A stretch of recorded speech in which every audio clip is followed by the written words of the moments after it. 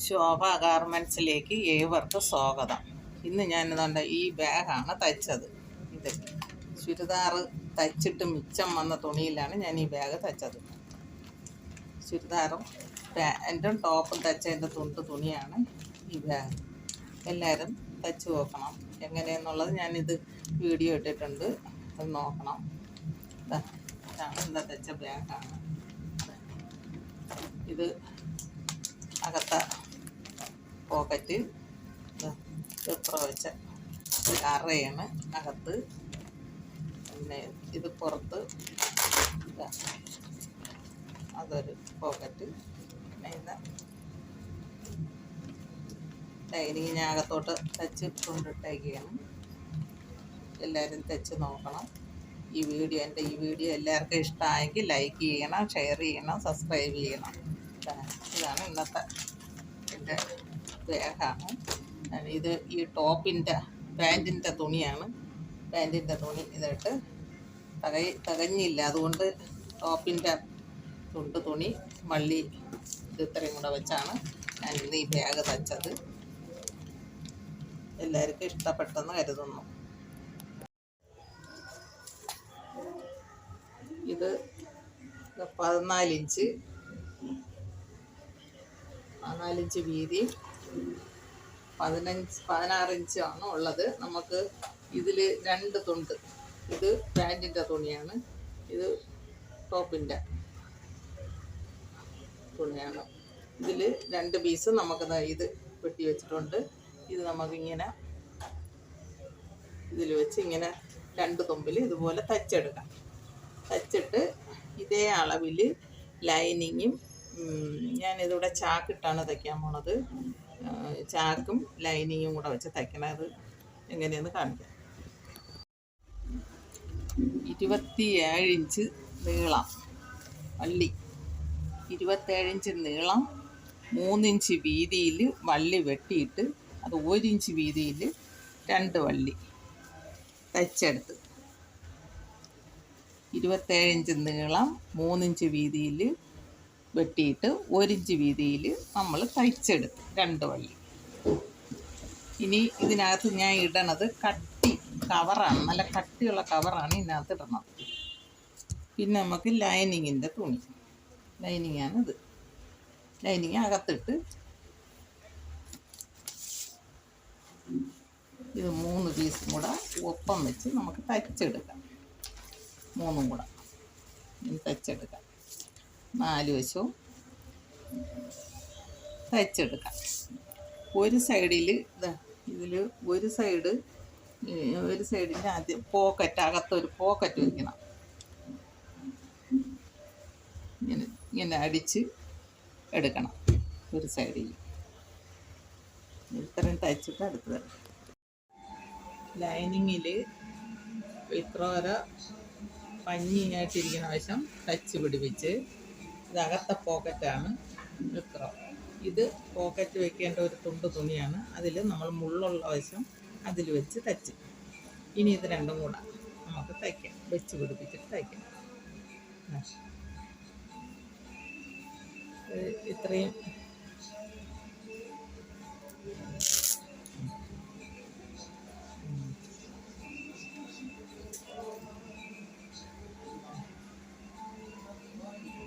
നാല് വശം 3 വശം തയ്ച്ചാൽ മതി. ഇത് അകത്ത ലൈനിങ്ങിലുള്ള അകത്ത പോക്കറ്റാണ് നമുക്ക് തയ്ക്കുന്നത്.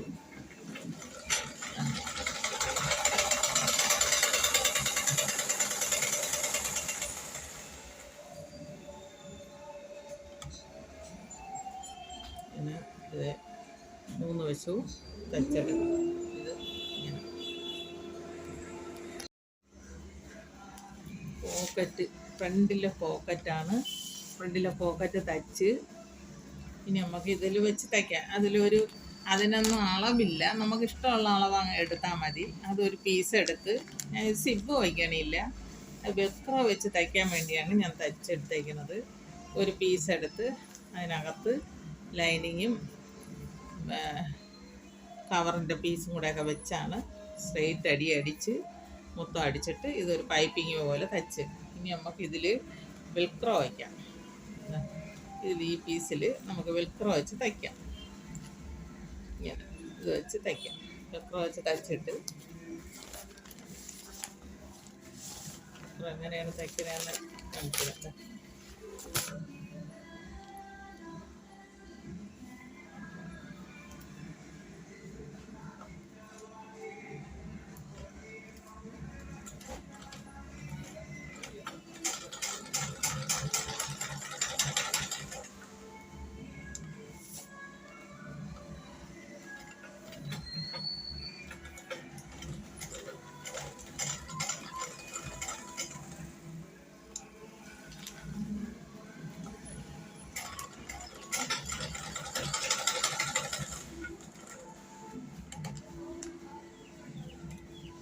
മുള്ളുള്ള വശം ആണ് ഇതിൽ വെച്ചേക്കുന്നത്.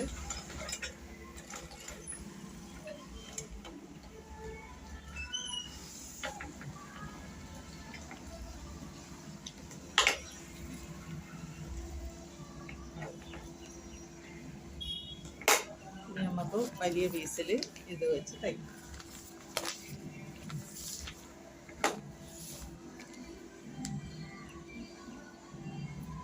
നടുക്ക് മാർക്ക് ചെയ്യണം.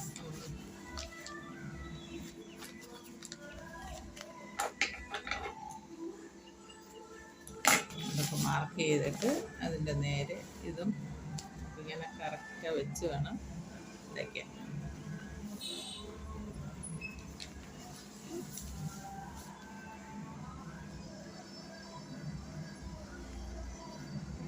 വെച്ചിട്ട് ഇതിൻ്റെ 4 വശത്തും 4 വശം വേണ്ട 3 വശവും തയ്ക്കണം. പോക്കറ്റ് വെച്ച് 3 വശവും ഇങ്ങനെ തയ്ച്ച് വെച്ച് ഇനി നമുക്കിതിൽ വെൽക്രോ വെച്ച് വയ്ക്കാം.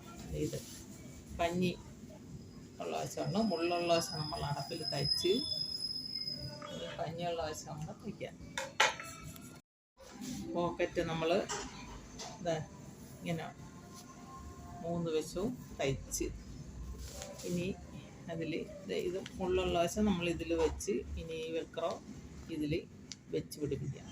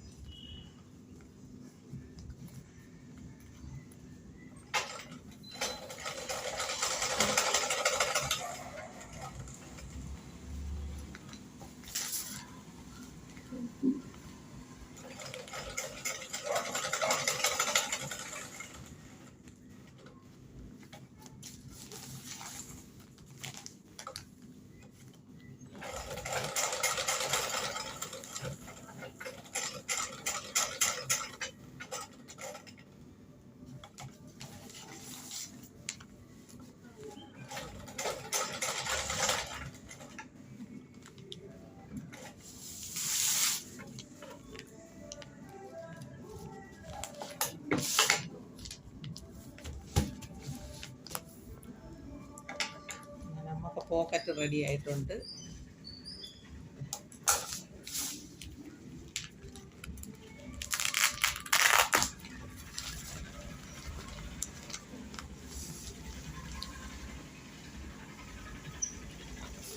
ഇനി അടുത്ത് നമുക്ക് വള്ളി വയ്ക്കാം. രണ്ടായിട്ട് ഇങ്ങനെ മടക്കി അതിൻ്റെ നടുക്ക് നമുക്ക് മാർക്ക് ചെയ്ത് കൊടുക്കണം. കത്തിരി എടുത്ത് ഇങ്ങനെ ശകലം വെട്ടിക്കൊടുക്കണം. എന്നിട്ട് ടേപ്പെടുത്ത് 3 ഇഞ്ച് ഈ നടുക്കുന്ന അങ്ങോട്ട് 3 ഇഞ്ച് ഇപ്പുറത്തോട്ട് 3 ഇഞ്ച്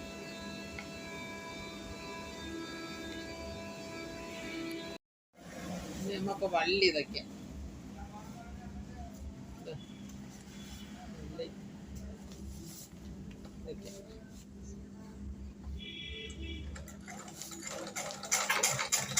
തെറ്റിട്ട് വള്ളി തെറ്റലും തെറ്റിട്ട് തയ്ക്കണം.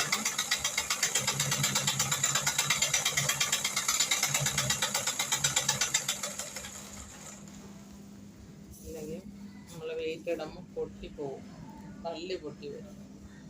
അതുകൊണ്ട് കെട്ടിട്ട് വള്ളി തച്ചോളണം.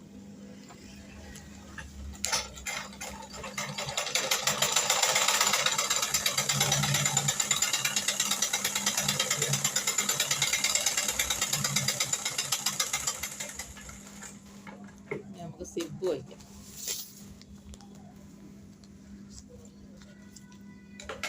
സിബ് രണ്ടായിട്ട് കീറിയിട്ടേക്കാണ്. അതിനെ നമുക്ക് വെച്ച് തയ്ക്കണം. അതിന് നല്ല വശം തുണിയിലോട്ട് ചേർന്നിരിക്കണം.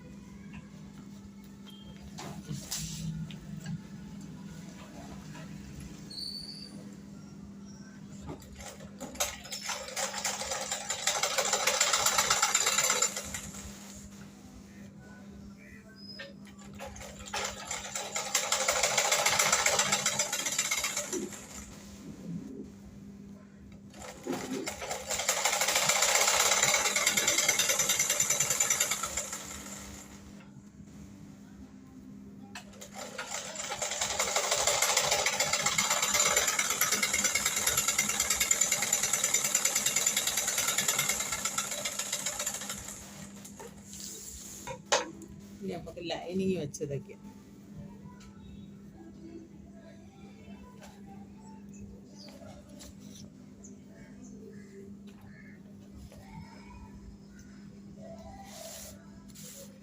ലൈനിങ് സിബിൻ്റെ വർക്ക് വെച്ച് തയ്ക്കണം. സിബിൻ്റെ വർക്ക് വെച്ച് തയ്ക്കണം.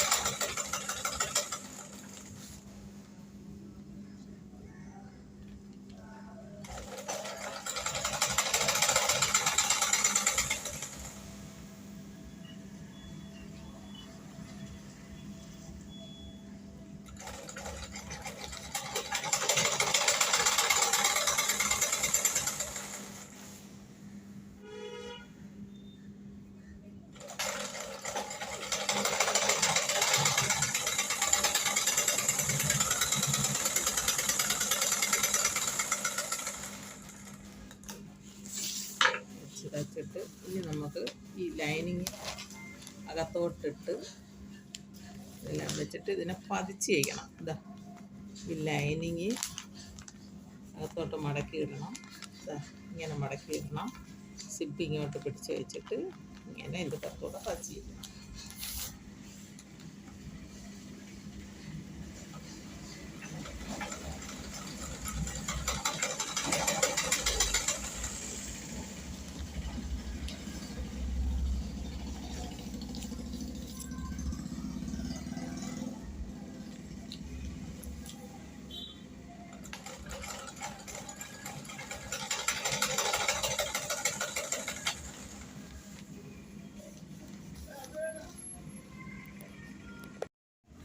രണ്ട് പീസും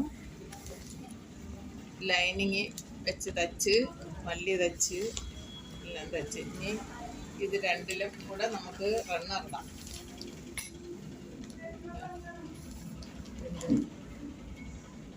രണ്ട് തലയും നോക്കണം, കയറി ഇറങ്ങാതെ ഇങ്ങനെ പിടിച്ച് വെച്ച് റണ്ണറിടണം.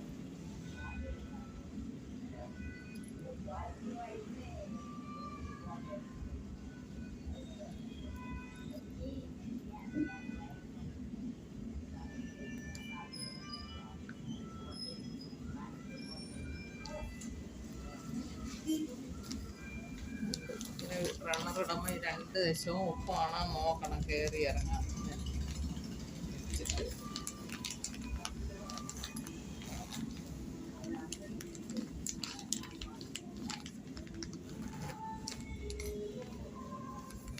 ഒന്നും കൂടെ ഊരിയിട്ട് രണ്ടാമത് ഇടണം.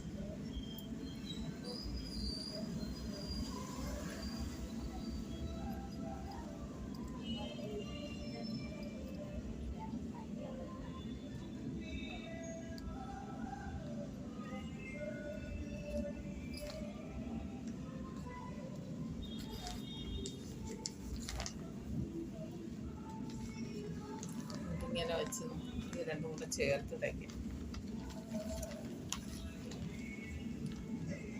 ലൈനിങ് വെച്ച് ചേർത്ത് തയ്ക്കണം. ലൈനിങ് നമുക്ക് പ്രത്യേകം പിന്നീട് തയ്ക്കാം. ഇതിപ്പം ലൈനിങ് ഇല്ലാതെ നമുക്ക് ഇത് മാത്രം വെച്ചെടുക്കാം. ഈ 3 വശവും തയ്ച്ചെടുക്കാം. നമുക്ക് 2 ഇഞ്ച് കട്ട് ചെയ്യാം. ചോക്ക് നീല കളറായതുകൊണ്ട് എല്ലാം ഒരേപോലെ ഇരിക്കുന്നു. കോണോട് കോണ് 2 ഇഞ്ച് കട്ട് ചെയ്ത് മാറ്റാം.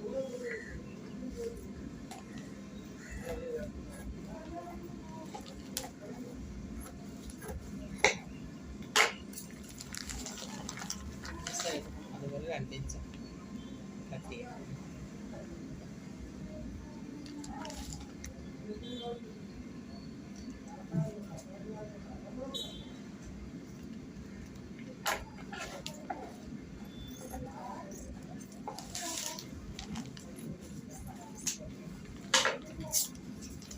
ഇനി